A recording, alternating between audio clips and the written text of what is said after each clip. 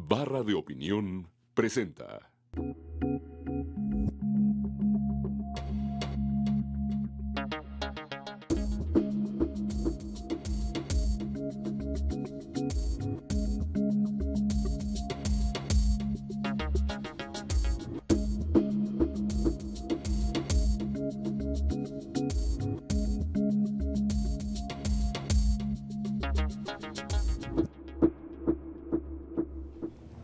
Muy buenas noches, bienvenidos a esta emisión de Entre Tres. Como usted sabe, desde hace quizá un par de meses venimos llevando a cabo una serie de entrevistas con aquellos mexicanos que abiertamente han levantado la mano y han dicho: señores, yo aspiro a ser presidente de la República.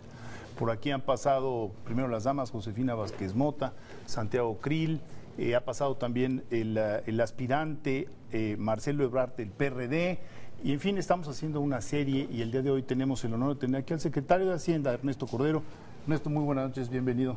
¿Qué tal? Muy contento de estar con ustedes. Sin embargo, antes de entrar en la materia hacendaria y en la materia de la política que se está gestando con vía a observar el 2012, es, yo creo, imprescindible, hubiera sido muy insensible no hablar de lo que ocurrió el jueves pasado en la ciudad de Monterrey. Un hecho que se viene a sumar a un encadenamiento de acciones que muchos quieren calificar de terrorismo. Y yo quisiera comenzar por esa pregunta. ¿Es esto terrorismo? Murieron 52 personas o 53 personas, 53 mexicanos inocentes, hasta donde sabemos, que no tenían ningún vínculo con lo que haya podido ser la relación entre el casino y las mafias que se mueven ahora en Monterrey. Pero el definir, el aceptar, el propio presidente de la República estuvo ahí el día viernes y utilizó esa palabra, terror. ¿Es terrorismo, no es terrorismo? Y si es terrorismo, ¿qué hacemos? No, yo creo que habrá que, desconozco las definiciones precisas de terrorismo, pero lo que sucedió aquí es que un grupo de criminales de manera cobarde, de manera desalmada, con el único afán de infundir miedo y terror en la población y bueno, con los dueños de estos negocios, ¿no? que habrá que ver, que habrá que investigar y ver cuál es el tipo de relación que tenían, pero pues sin ningún escrúpulo y sin ningún pudor y sin ningún miedo y sin ningún, sin ninguna conciencia, rocían de gasolina un establecimiento comercial y mueren 52 personas. Yo creo que más grave que esto, pues yo creo que pocas cosas. Y yo sí creo que hay que llamarlo por su nombre. Es un acto que infunde terror, calificaría como terrorismo, y desde luego que lo importante aquí es que pues se trata de intimidar al Estado, se trata de intimidar a la sociedad, cosa que pues de ninguna manera podemos permitir o tolerar. Yo creo que la duda es, sin duda es un acto de terror, nadie puede estar en contra de ello, tristemente es un horroroso acto de terror.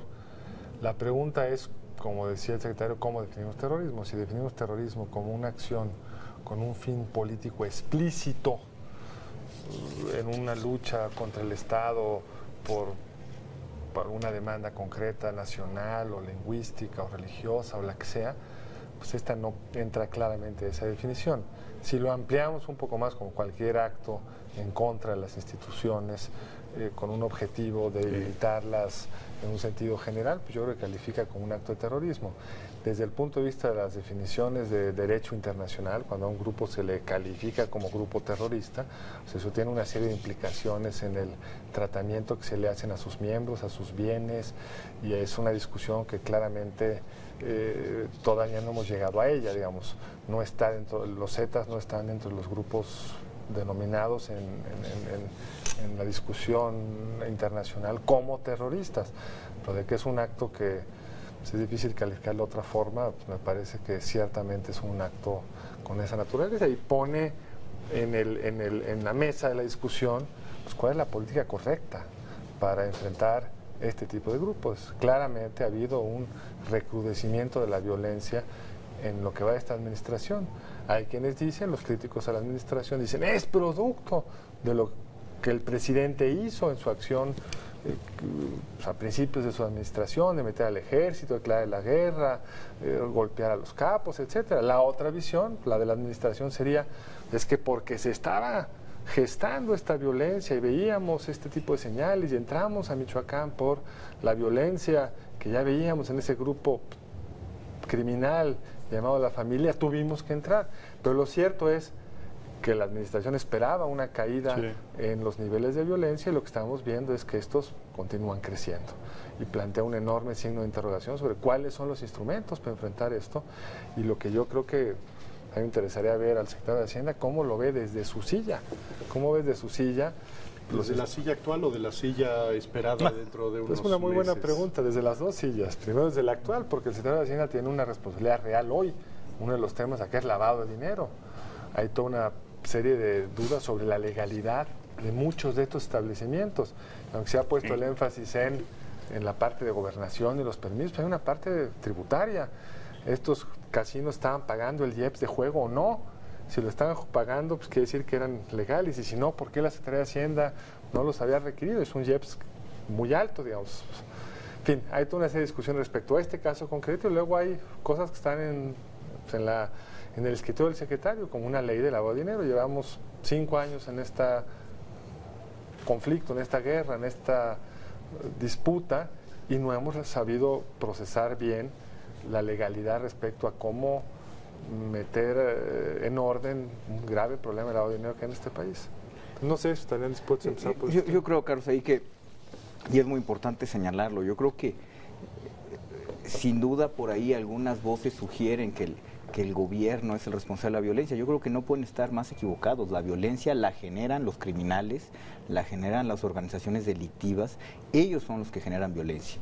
El Estado, el gobierno reacciona ante eso, protege a la sociedad, evita de que estas bandas criminales, bueno, pues para ellos pues ya dejaron únicamente de controlar el paso de droga de un punto a otro, ahora ya extorsionan, se meten primero pues en negocios que estaban en la, pues digamos, en la línea entre la legalidad y la ilegalidad, giros negros, ambulantaje, pero cruzan la línea y se meten pues con negocios legal y formalmente establecidos. Deja tú el casino, pues estamos hablando de notarios, estamos hablando de dentistas, de doctores, de hospitales, donde pues estas personas extorsionan claramente a la sociedad y es importante actuar. No puedes dejar, un Estado no puede hacerse la vista gorda, no puede pactar con ellos, es inadmisible, es increíble que por ahí existan voces que crean con una ingenuidad de verdad sorprendente, que nos van a dejar en paz y que bueno, pues podemos coexistir con ellos. Pues por supuesto que no, es un tema de que hay que defender el futuro de nuestro país, la viabilidad como un país de instituciones de nuestros hijos. Yo creo que no hay otro remedio, podemos discutir la estrategia, podemos ajustar la estrategia, podemos ver algunas vertientes, desde luego que eso es bienvenido y eso yo creo que se tiene que hacer en cualquier estrategia, no solo de seguridad, de cualquier cosa de política pública que hagas. Pero yo creo que el principio básico de que el Estado, el gobierno tiene que defender a su sociedad, yo creo que eso pues no debe haber cuestionamiento alguno, y qué bueno que ha habido muestras de solidaridad, de apoyo al gobierno en esto que estamos haciendo en estos últimos días, que pasó algo verdaderamente horrible, donde no podemos ni siquiera imaginarnos lo que, pues la pérdida de un ser querido en estas circunstancias.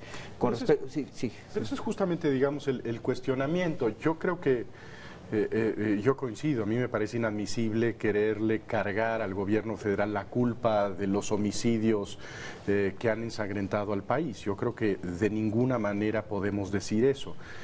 Pero yo creo que sí debemos analizar cuál es la responsabilidad del gobierno para procurar la seguridad del país.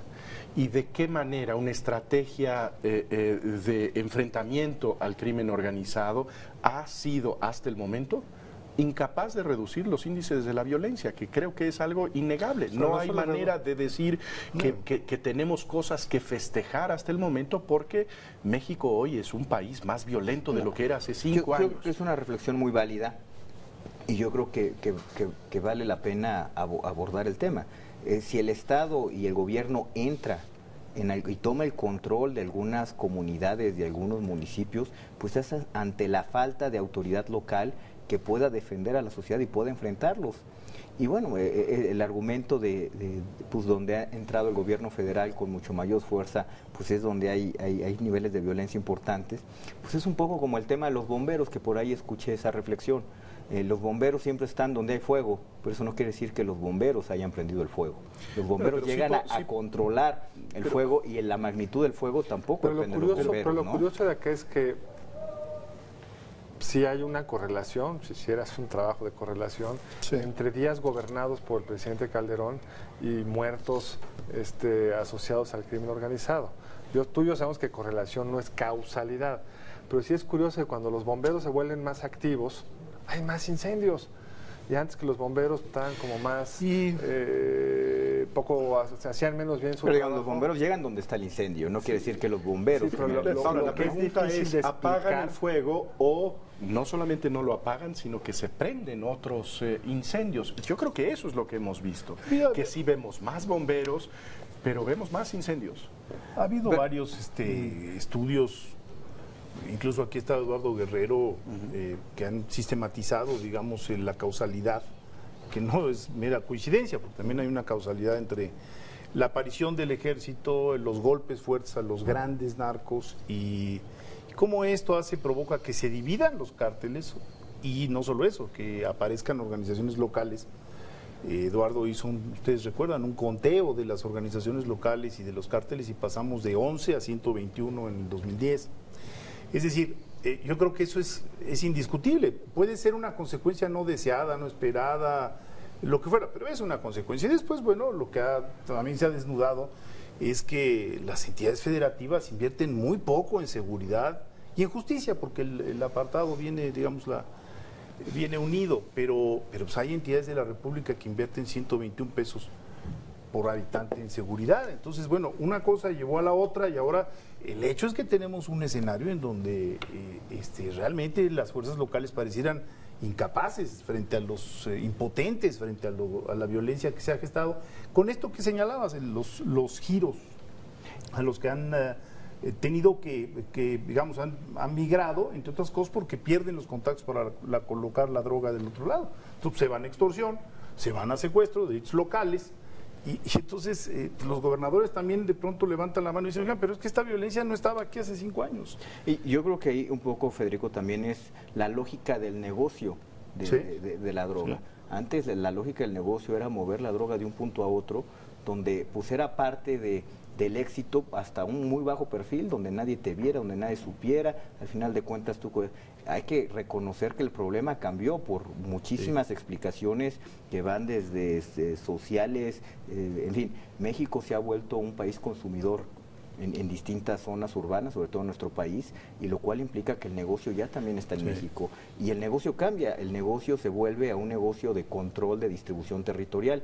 Y no solo eso, el problema es cuando estas bandas no solo distribuyen drogas, sino que también cruzan la línea y empiezan a extorsionar y empiezan a generar negocio pues en la sociedad que vive de otra manera. Y parte del éxito de ese negocio es que te tengan miedo, que te tengan terror y que crean que tú tienes control sobre la plaza. Entonces cambia dramáticamente el tema del negocio. Ahora, ¿qué diferencia hay con esto en Estados Unidos? Yo creo que te diría que una diferencia fundamental es que en Estados Unidos, que pasa o puede pasar mucho de esto, hay instituciones policíacas locales que impiden que una extorsión común y corriente se vuelva la generalidad, y que impiden que esto se vuelva un problema de seguridad nacional y se convierta en un problema de seguridad pública. Ahora, se escucha desde el gobierno federal, yo escucho, digamos, mucha apertura a ver alternativas. El presidente hoy iba a ver al rector de la Universidad Nacional para escuchar sus propuestas, finalmente no se dio, pero en fin, yo creo que escuchamos muchas voces dentro del gobierno en donde se dice, estamos dispuestos a escuchar. Pero en el momento de analizar objetivamente la estrategia, parece que el discurso es no hay más ruta que la nuestra. Y las rutas alternativas son la abdicación, la renuncia y la entrega del país a los criminales. ¿En dónde son, a su juicio, dónde están los puntos que habría que revisar de esta estrategia para pues recuperar la tranquilidad en el país, cosa que me parece que es urgente desde todos los puntos de vista? Yo creo que primero que nada y la invitación sigue ahí, y de verdad sin menoscabo de las propuestas que han surgido. Yo creo que también, y hay que hablarlo con toda claridad, El gobierno siempre ha estado receptivo de escuchar sugerencias, propuestas, política pública concreta en parte de esta estrategia. Lamentablemente no siempre ha sido una propuesta concreta. Muchas veces pues son lugares comunes, más prevención, más cosa que el gobierno viene haciendo desde que arrancamos. Hay una inversión en cuestiones sociales de educación, de generación de empleo, de generar mejores condiciones opción es perseverancia solamente. Yo creo que lo importante es tener un diagnóstico muy preciso de qué es lo que se ha hecho, pues para poder sugerir mejoras y adecuaciones a la estrategia. Si no se conoce la estrategia en su conjunto, y a lo mejor ahí el gobierno también ha sido omiso en no poderla transmitir. Pero sí, por ejemplo, tú me dices, lo que faltan son oportunidades para los jóvenes. Desde luego que faltan oportunidades para los jóvenes, pero no se puede negar la gran inversión que se ha hecho para aumentar, por ejemplo, la cobertura en educación media superior y superior en México como nunca antes, programas de capacitación. En fin, se ha hecho un esfuerzo muy importante por tratar de mejorar esta situación. Entonces yo lo que te diría, que qué es lo que sigue, y si tú me preguntas, yo creo que estos primeros años han sido muy activos en dar, pues en el desmantelamiento de las grandes bandas que tenían cobertura a nivel nacional, que responden también a una lógica de pleito entre ellos, de dominio territorial. Pues el gobierno ha sido efectivo en desarticular muchas de estas bandas. ¿Qué sigue? Si me preguntas, yo creo que ahorita el reto fundamental es tener cuerpos policíacos a nivel local que verdaderamente puedan defender a la sociedad y puedan de alguna manera pues tomar el espacio donde el gobierno federal, a través de su Policía Federal y las Fuerzas Armadas, pues llegaron a tomar control de la situación. Yo creo que ese es el reto ahorita. Policías confiables, equipadas, técnicas. Pues tenemos que discutir estos otros temas en un momento más. Estamos con el secretario Ernesto Cordera discutiendo tema de la violencia en este momento, pero estaremos discutiendo otros temas en los siguientes 2 segmentos. Quédense con nosotros, un momento de corte.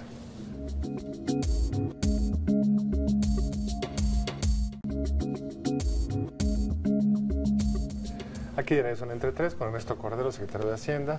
Ernesto, uno de los temas que están en tu responsabilidad es lavado de dinero.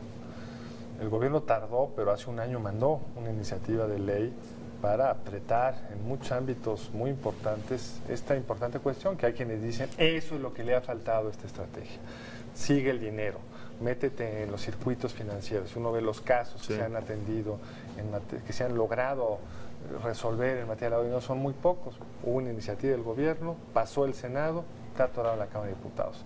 ¿Qué podemos esperar de ello? Yo creo que es una pregunta medular y muy importante de resolver. El tema de cómo afectar los intereses económicos de estas grandes bandas pues es central en el combate a la estrategia de abatimiento del crimen organizado. El gobierno federal envió una iniciativa hace ya casi un año que fue dictaminada en el Senado, está en la Cámara de Diputados y lamentablemente pues no se ha visto la voluntad de poderla desatorar, que básicamente tiene 2 componentes. Uno de ellos es el tema de restricciones al pago en efectivo pues de casas, de coches, de yates, de joyas. Segundo, un esquema de reporte de actividades que no quiero decir que sean ilegales, porque yo creo que eso es importante señalarlo. No estamos infiriendo que, por ejemplo, la gente que se dedica a las bienes raíces o la gente que vende yates o la gente que, los notarios, por ejemplo, pues están en la ilegalidad, ¿no? Simplemente que reporten para que la autoridad tenga una mejor información. Y un tercer elemento que es bien importante, el que la Procuraduría General de la República tenga una contraparte de inteligencia financiera que en este momento nos hace mucha falta. Yo creo que es importante señalar, el tema del lavado de dinero está dividido en 2 partes casi en todo el mundo, y México no es de excepción. La parte del análisis financiero, que es lo que hace la Secretaría de Hacienda a través de la UIF, donde nosotros, en base a la información que nos llega de los bancos, de los intermediarios financieros, pues de alguna manera es una investigación donde si hay elementos o no, notificas a las instancias correspondientes para perseguir, judicializar y en su caso asegurar los bienes correspondientes, pero eso ya depende de otra instancia, que en este caso es la PGR. La Secretaría de Hacienda se queda en la integración de la investigación financiera.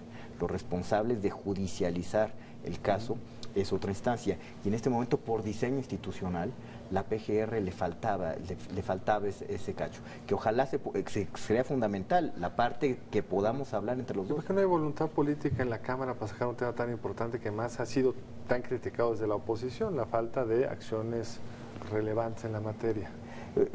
Mira, yo creo que como muchos otros temas que pasan por la Cámara de Diputados, lamentablemente, pues tenemos capturado por ciertos grupos de interés lo que sucede en las cámaras. Entonces, yo creo son los grupos de interés que no les conviene esto? Grupos que pues, se han enquistado en el debate parlamentario en nuestro país, y yo creo que pues es importante que la sociedad presione, que la sociedad asigne costos y elevemos el tema del debate de que es fundamental tener una ley de lavado de dinero que nos permita ser mucho más efectivos y mucho más asertivos en lo que estamos haciendo. El gobierno necesita mejores herramientas para combatir el lavado de dinero y esta es una de ellas. Ahora, dentro de unos días será el informe del presidente Felipe Calderón, será ya el 5º informe de gobierno. Y en materia económica parece que vemos un panorama gris. Digamos, no estamos en una situación crítica como vemos al abrir la ventana en el mundo, en Europa, en otras partes del planeta, en donde están en situaciones verdaderamente apremiantes. Pero incluso en nuestro vecindario, si nosotros nos comparamos con lo que ha sucedido en los últimos años en América Latina, pues nuestro desempeño es pues básicamente mediocre. Llevamos ya muchos años de tener, siguiendo la expresión de Carlos Elizondo en el título de su libro, un crecimiento muy mediocre. ¿Cómo lo ve usted? Yo te diría que México es una de las economías emergentes pues, con mejor perspectiva en este momento. Tienes toda la razón, ¿no? El mundo se nos nubló, el escenario económico no nada más de México, de todo el mundo, pues cuando parecía que empezaba a verse soleado, pues se nos aparecieron unas nubes bastante grandes que nos están nublando el panorama a todos, que es el caso en Estados Unidos y que es el caso en Europa. Sin embargo, el escenario que se plantea para México es un escenario pues mejor que lo que se plantea para muchas economías emergentes. Yo creo que es importante cuando nos comparamos con Latinoamérica y cuando nos comparamos con otras economías como la mexicana, tienen diferencias sustanciales que hacen que nuestro desempeño sea distinto al de ellas y no necesariamente mejor, por ejemplo.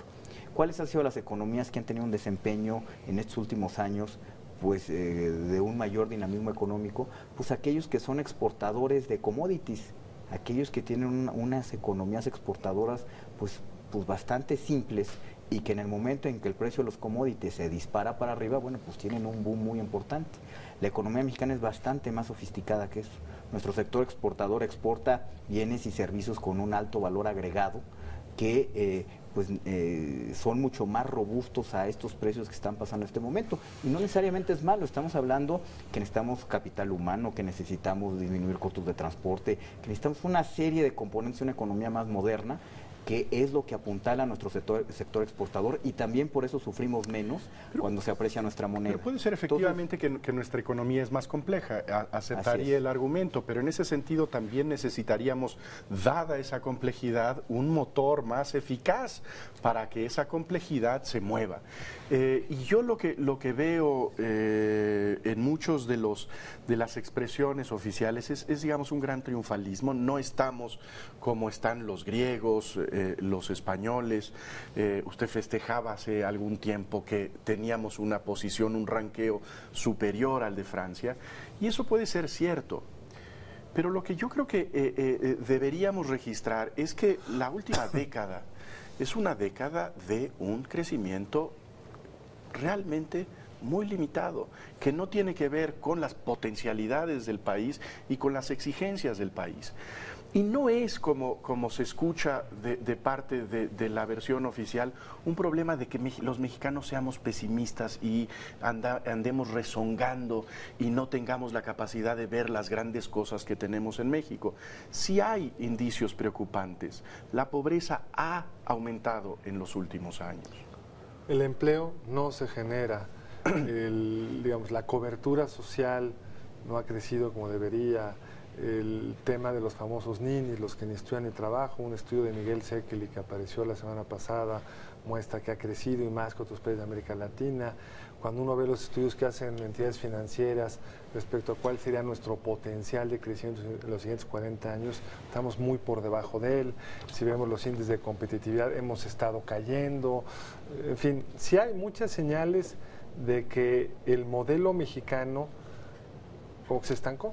sí, no tenemos los recursos naturales de Brasil y a lo mejor eso explica el crecimiento brasileño, no lo sé, veremos en 10 años si lograron encadenarse mejor, pero hay cosas que México no ha hecho, una reforma energética, una mejor reforma en materia de competencia, una reforma en materia educativa, un régimen fiscal más simple y que recaude más, en fin, podríamos dar una lista larga de temas pendientes y los números están ahí, el crecimiento de los últimos 10 años es muy bajo. Pero, digamos, yo creo que nadie ha sido triunfalista. Yo creo que lo que pasa es que también cuando pues te mueves un poco del lugar común y de lo que todo el mundo espera escuchar, que estamos muy mal, y cuando mencionas datos o información que soporta con información de organismos internacionales, pues donde se ve que básicamente México está avanzando y desde luego que no estamos ni hemos llegado al país que anhelamos ni estamos en la gloria, desde luego que no, falta muchísimo por avanzar, pero de inmediato cuando mencionas algún avance, pues de inmediato se percibe como un triunfalismo, como que está fuera de la realidad, y yo creo que también eso es algo que hay que mencionarlo. Mira, yo lo que te diría, en este momento México es de las economías emergentes que tiene una mejor perspectiva de crecimiento para el año 2012. Es una economía que ha fortalecido su mercado interno, que no está sobrecalentada, que no tiene presiones inflacionarias como tiene, por ejemplo, Brasil o algunos otros países, y que en este momento México se ve muy atractivo para invertir y para generar empleos en nuestro país. Crecimos al 5.5% en el año 2010, este año vamos a andar a un crecimiento cercano al 4%, que da las circunstancias, pues yo creo que es bastante bueno. ¿Qué pasó en esta década? Bueno, pues se nos atravesaron primero una recesión, desaceleración bastante prolongada a principios del siglo, ¿no? Del 2000 al 2004, pues que eso de alguna manera impactó el crecimiento económico en nuestro país. Se nos atravesó la recesión del 2008-2009, que fue la recesión más seria en los últimos años, pues yo te diría, pues desde los 20, desde los 30, una recesión de ese tamaño, y sin embargo México ha hecho lo posible por, a pesar de eso, tomar una senda de crecimiento económico que ojalá la podamos concretar, que ojalá podamos hacerla lo más importante posible. Y te diría también, por ejemplo, en términos de desarrollo social, que vale la pena, porque mencionaban los datos de pobreza. Yo creo que hay que ver con mucho cuidado lo que dice el Coneval. La pobreza en México se mide no nada más en poder adquisitivo, como se mide en la mayor parte del mundo, también se mete en consideraciones de educación, de salud, de seguridad social, de condiciones de vivienda digna y, por supuesto, el poder adquisitivo. ¿Qué es lo que pasa? De todos estos indicadores y de todos estos factores, y lo dice el Coneval con toda precisión, ¿qué es lo que se deteriora en México? Se deterioran las condiciones de poder adquisitivo, el tema de los precios y el tema del ingreso, que están muy condicionadas a las situaciones internacionales. ¿Qué pasa con la parte de salud? El Coneval lo establece, que han disminuido los mexicanos que tienen carencias en salud, han disminuido los mexicanos que tienen carencias en educación, han disminuido los mexicanos que tienen carencias en seguridad social, han disminuido los mexicanos que tienen carencias en vivienda.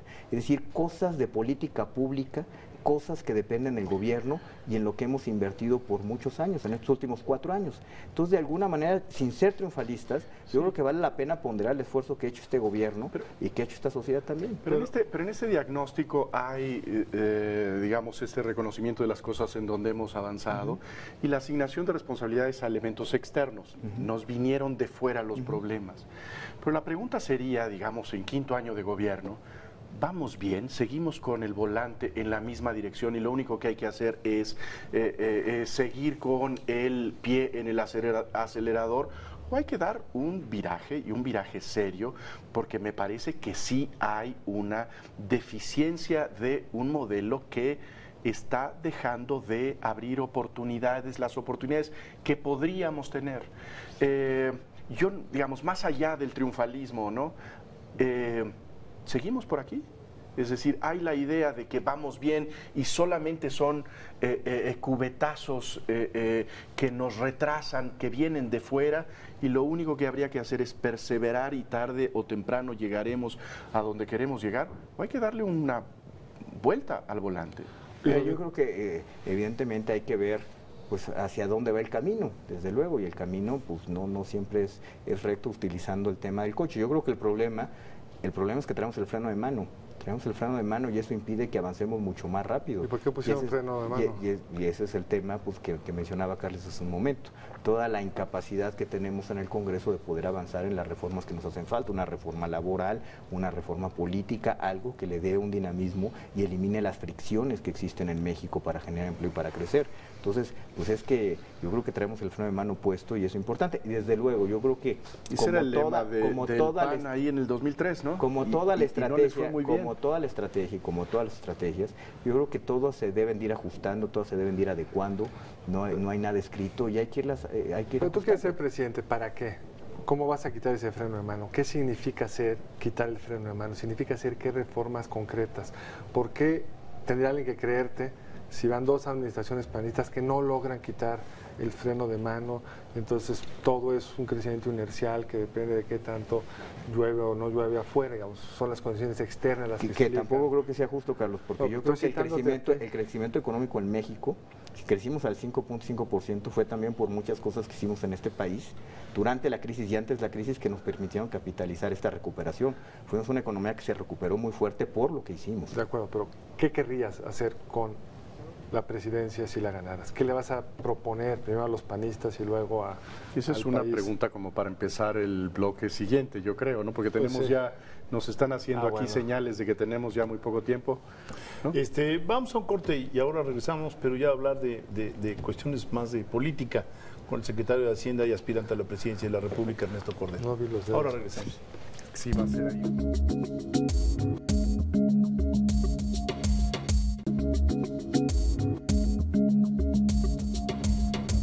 Bueno, estamos platicando con Ernesto Cordero, secretario de Hacienda, y hace unos minutos hacíamos un balance de que habría que reconocer las cosas, los activos que tiene el país y reconocer sus problemas, sus obstáculos. Y Carlos Elizondo planteaba hace un minuto, bueno, frente a estos problemas, ¿para qué quiere ser presidente de la República Ernesto Cordero? Y yo creo que sería una buena pregunta. Yo te diría que México es un país con un gran potencial, que yo creo que en eso coincidimos, en que no hemos sido capaces de crecer al potencial que tiene nuestro país. Y es importante hacer todo lo posible porque eso suceda.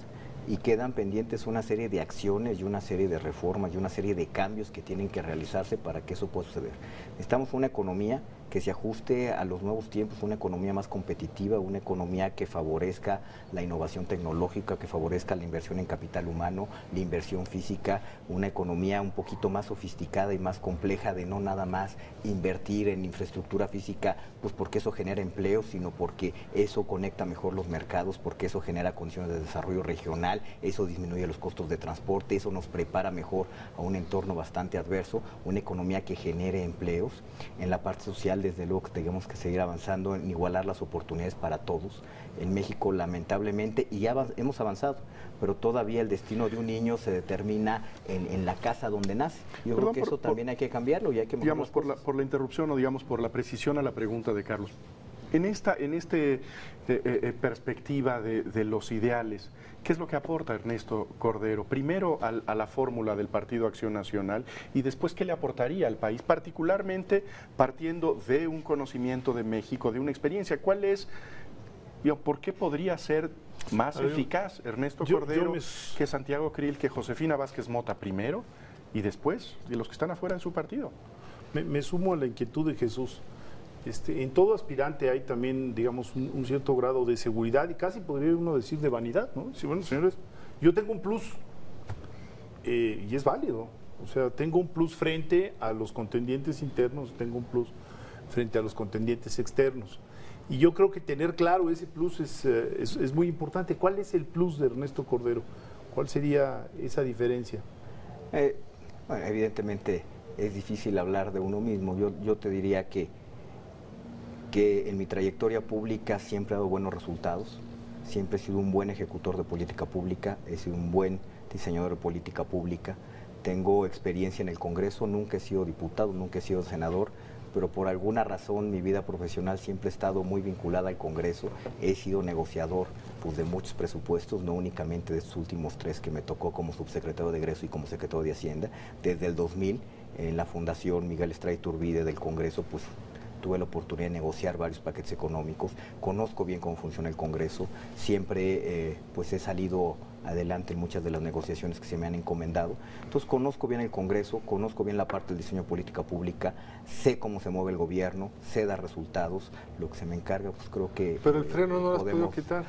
Pues porque depende de muchas otras cosas, Carlos, depende de muchas otras cosas, y yo creo que en ese caso, yo creo que esa crítica de por qué no se le ha podido quitar el freno, pues habrá que dirigírsela a quien tiene la mayoría en el Congreso en este momento, que es, digamos, otro partido. Y también yo creo que es importante mencionar, Carlos, que por un lado no le hemos podido quitar el freno de mano a la economía, puede ser que no, pero también tenía varios frenos puestos y le hemos quitado varios, ¿eh? O sea, no es que no haya podido avanzar la agenda legislativa de este gobierno, de los gobiernos panistas en los últimos 10 años. Ha habido avances sustanciales en la agenda legislativa del PAN en el Congreso, no hemos tenido mayoría y sin embargo hemos hecho que las cosas sucedan.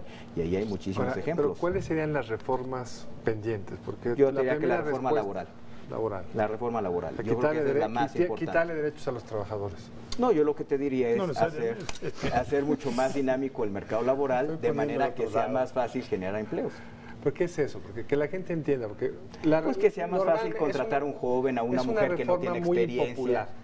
La gente oye, si ves las encuestas, es popular. Si tú ves las encuestas, cuando hablas de reforma laboral, en general es negativa la respuesta, porque se escucha como me van a quitar derechos. Es una reforma que no se ha sabido, creo... No hay una demanda popular por la reforma laboral. Bueno, desde luego, pero también no... Las reformas estructurales de nuestro país, pues si fueran un concurso de popularidad, pues no hubiéramos hecho ninguna. Entonces, en este sentido, ¿qué es lo que hace una reforma laboral? Yo creo que no le quita derechos a nadie, al revés, le da la oportunidad de tener un empleo formal a un joven, a una mujer, a alguien que no tiene experiencia, a alguien que difícilmente en un marco laboral tan rígido le van a dar una oportunidad de un empleo, y eso es lo que nos va a dar. Ahora, las reformas que necesita el país no son concurso de popularidad, efectivamente, pero sí tienen que pasar pruebas de popularidad y sí tienen que pasar pruebas de respaldo político. Tienen que pasar primero pruebas de respaldo electoral, en el 2012 habrá una prueba, y después tienen que pasar la prueba de la negociación en el Congreso. ¿Cómo se le hace para que, si de acuerdo a su visión hay un freno en el Congreso, cómo se le quita? ¿Tenemos que cambiar las leyes o estamos a la espera de que ahora sí gane la mayoría un partido político y coincida la mayoría en el Congreso y en el presidente para que no haya freno y a lo mejor solo acelerador? Yo creo que es una muy buena pregunta. Yo creo que, bueno, desde luego que si tienes la mayoría en el Congreso eso resuelve muchísimo, pero por lo que se ve, yo creo que difícilmente algún partido va a tener la mayoría en el Congreso. Yo creo que el tema de los gobiernos divididos en el Congreso llegó para quedarse y yo creo que más bien hay que tener el diseño institucional correcto para poder resolver pues los temas que tienen que resolverse desde el Congreso, haciendo el diseño institucional correcto en el Congreso, donde por ejemplo, bueno, pues exista rendición de cuentas, donde por ejemplo exista la posibilidad de iniciativas prioritarias por parte del Ejecutivo, donde el presidente mande una propuesta, una iniciativa, y el Congreso tenga la obligación de dictaminarla a favor o en contra, de manifestarse, decir por qué sí, por qué no, y de pronunciarse y de tomar las decisiones.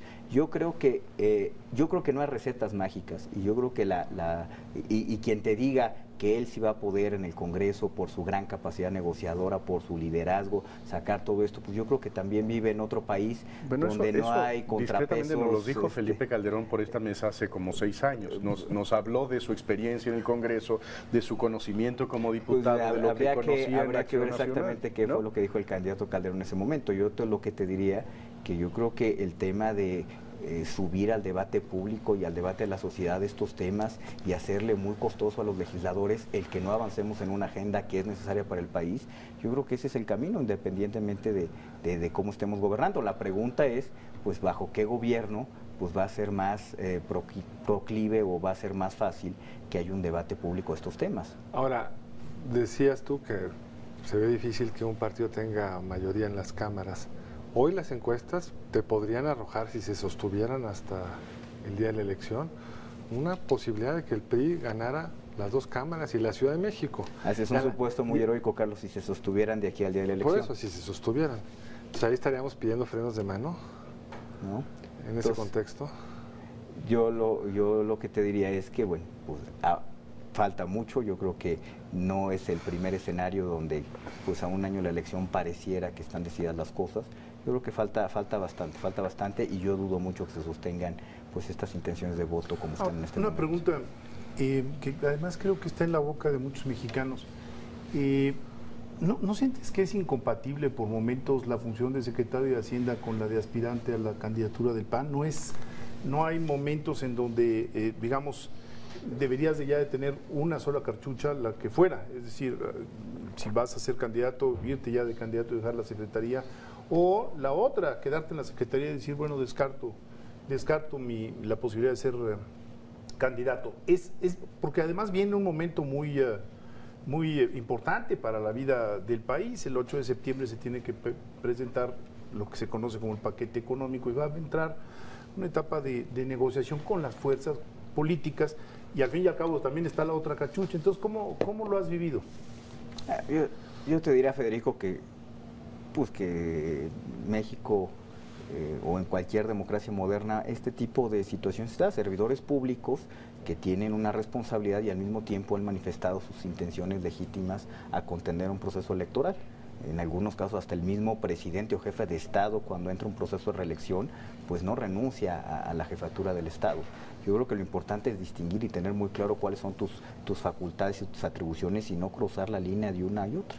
Yo te diría que yo tengo mucho cuidado en eso y bueno, yo estaré muy atento y muy respetuoso de lo que marca la ley lo permite y no debe haber ningún problema. Viene un paso más allá, no es en un contexto internacional tan volátil que se puede volver a complicar. Hoy estamos respirando una cierta calma, pero mañana se puede volver a poner como estuvo hace unas semanas. Y la verdad es que nadie sabe si vamos rumbo a un 2009 nuevamente, no se ve el escenario más probable, pero no sabemos si vaya a ser, o si estamos realmente estabilizándonos, o si vamos a realmente empezar a crecer como la economía mundial a los ritmos que estábamos en el 10. No es lo irresponsable de un secretario de Hacienda, suponiendo que te vayas, dejar en este momento la conducción pues, de la que es quizá la secretaría más importante. Bueno, yo te diría que irresponsable sería sabiendo que el escenario de incertidumbre económica pues no es por la próxima semana o por los próximos 15 días, es por los próximos años, el que yo pues no tomara con mucha seriedad la posibilidad y la probabilidad que tengo de ser un candidato a la presidencia y de ganar. Yo creo que precisamente por eso, porque el escenario se ve bastante incierto, no, repito, no por los próximos 15 días, por los próximos años. Y yo creo que yo puedo aportar algo, le puedo dar seriedad a la conducción económica del país desde la presidencia de la República, y eso también es una de las motivaciones que tengo para seguir adelante. Ahora, ¿cuál verías que es la bandera de Acción Nacional en el 2012, después de ya 2 sexenios en donde, digamos, las banderas que pudo haber tenido como el Partido de la Alternancia, de la transición democrática se han deslavado y que ya tiene 2 sexenios de responsabilidad? ¿De qué manera puede Acción Nacional generar entusiasmo, generar una nueva ola de votantes cercanos a Acción Nacional cuando, por ejemplo, los jóvenes empiezan a ver a otras opciones? ¿Cuál es, digamos, el eje, cuál podría ser el eje de una campaña de Acción Nacional? Bueno, yo te diría que tienes toda la razón, ya 2 administraciones gobernando, evidentemente se asumen desgastes y se asumen costos relevantes, pero yo creo que el Partido de Acción Nacional todavía tiene banderas que enarbolar como siempre lo ha hecho. Es un partido ciudadano, es un partido que a la hora de que se acerca un proceso electoral como es el presidencial se mueve. ¿Ciudadano en alianza con el PANAL? Pues habría que analizar y, pero y no hay que descartar. Yo creo que no hay que descartar ninguna posibilidad. Pero eso no es una contradicción yo creo que hay que dejar grosera de decir que el PAN es un partido ciudadano en alianza con la representación más grotesca del corporativismo mexicano.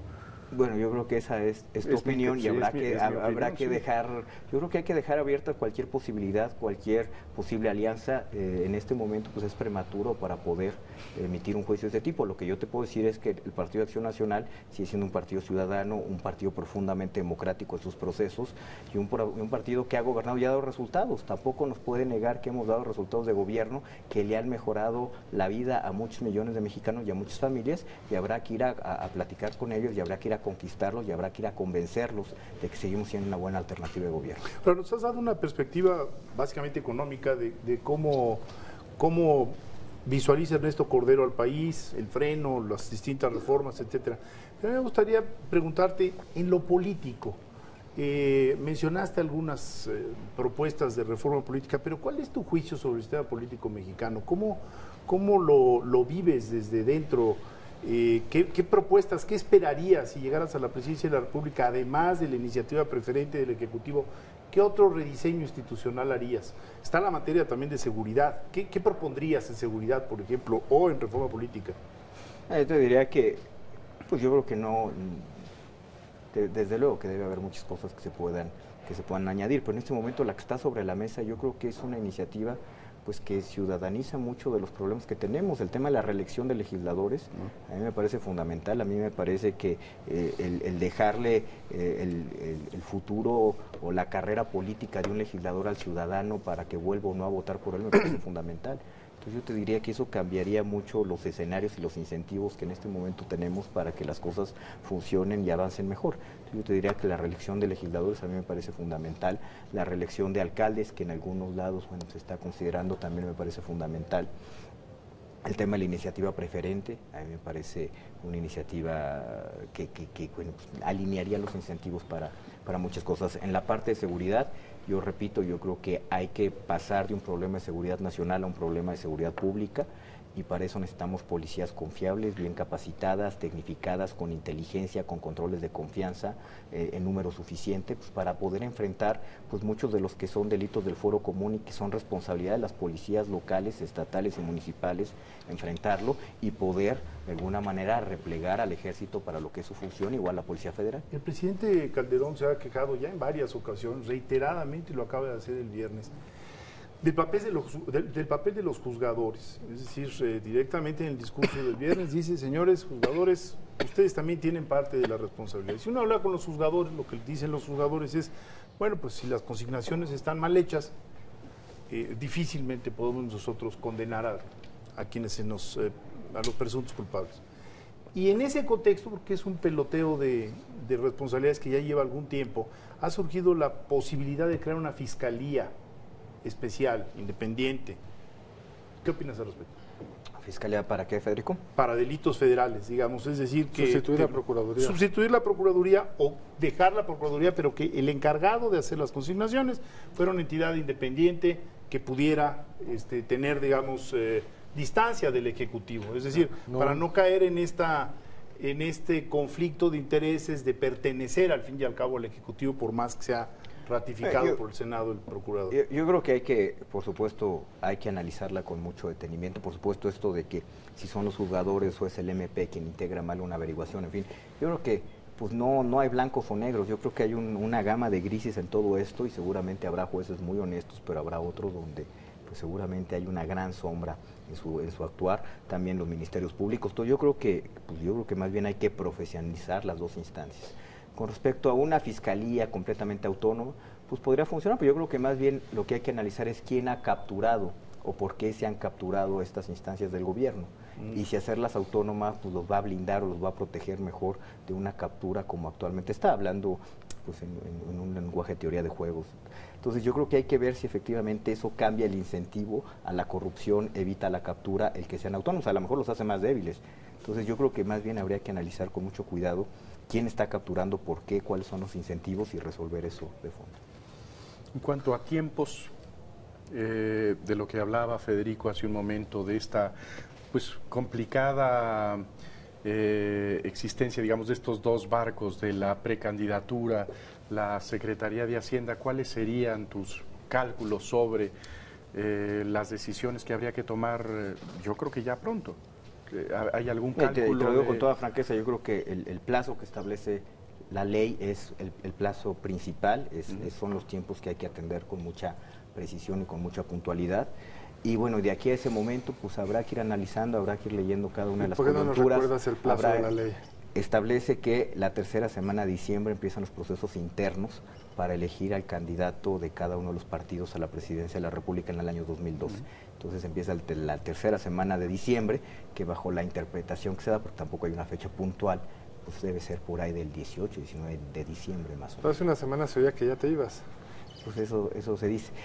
Ahora, yo creo que, digamos, esa es la fecha que hay que, con toda claridad está puesta, y yo repito, habrá que ir analizando de aquí a allá, pues cómo van evolucionando las cosas, habrá que ver las coyunturas, habrá que pues ir con mucha responsabilidad y con mucha sensibilidad viendo los tiempos. Bueno, pues nos tenemos que despedir. Ha sido un gusto hablar con Ernesto Cordero.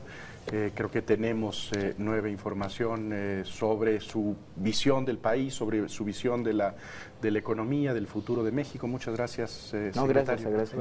Nosotros nos veremos aquí el próximo lunes en otra emisión de Entre Tres. Gracias.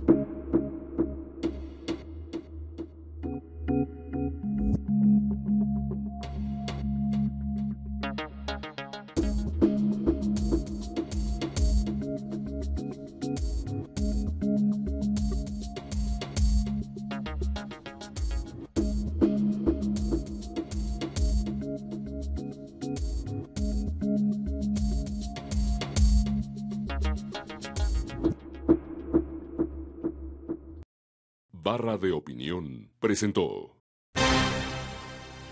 Los políticos que aspiran a cargos de elección popular encontraron el mecanismo idóneo para violar la ley. A través de asociaciones civiles, varios aspirantes a la presidencia de la República realizan precampañas encubiertas, sin que ninguna autoridad sea capaz de evitar esa simulación y engaño. Los simuladores están en todos los partidos y corrientes. El perredista Andrés Manuel López Obrador realiza sus actividades de precampaña a través de la Asociación Morena. Marcelo Ebrard lo hace a través de Equidad y Progreso. El panista Santiago Krill se escuda en el movimiento Adelante. Y el priista Enrique Peña Nieto promueve su precandidatura a través de Expresión Política Nacional. Con esta actitud, los políticos engañan a la sociedad y violan la ley que sus propios partidos crearon.